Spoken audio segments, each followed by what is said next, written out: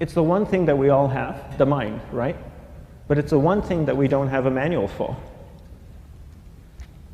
We buy a blender, we get a manual. Our iPhone comes with a manual. We get a car and it has a manual.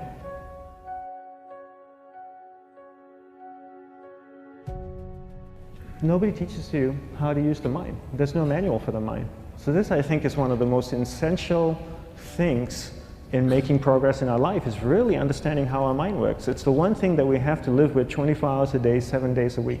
We have no choice. Imagine if most of you slept 8 hours a day, which most of you don't.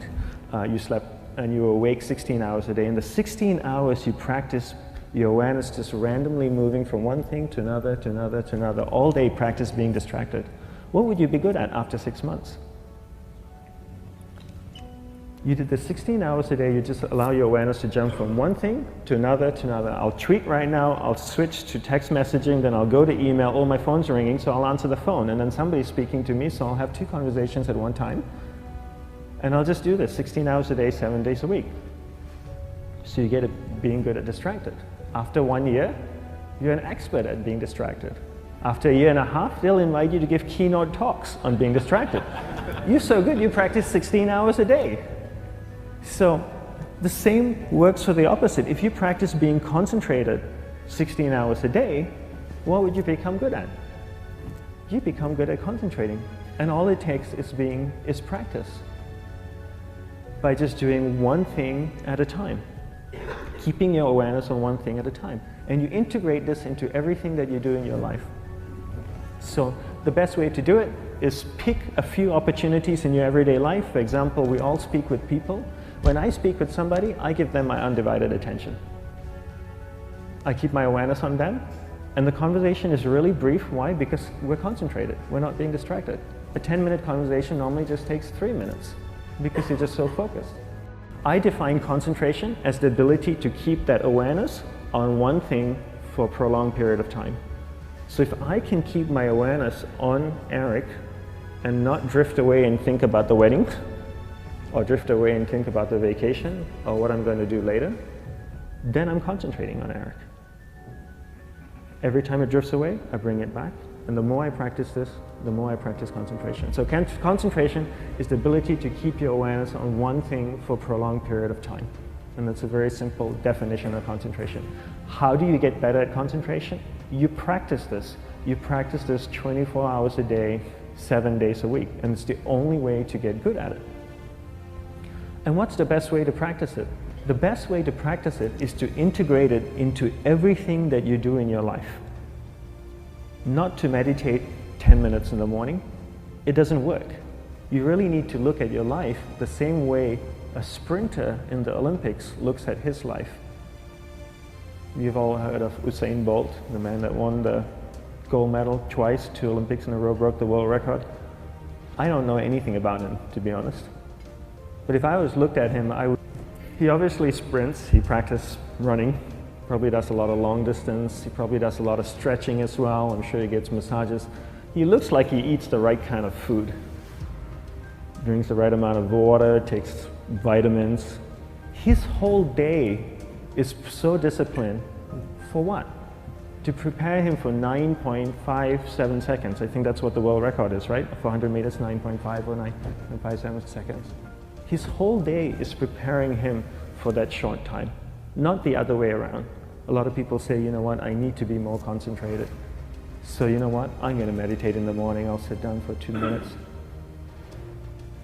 Okay, now I'm Zen master. And the remaining 23 hours and 58 minutes, they just go about being ordinary and crazy. How does that work?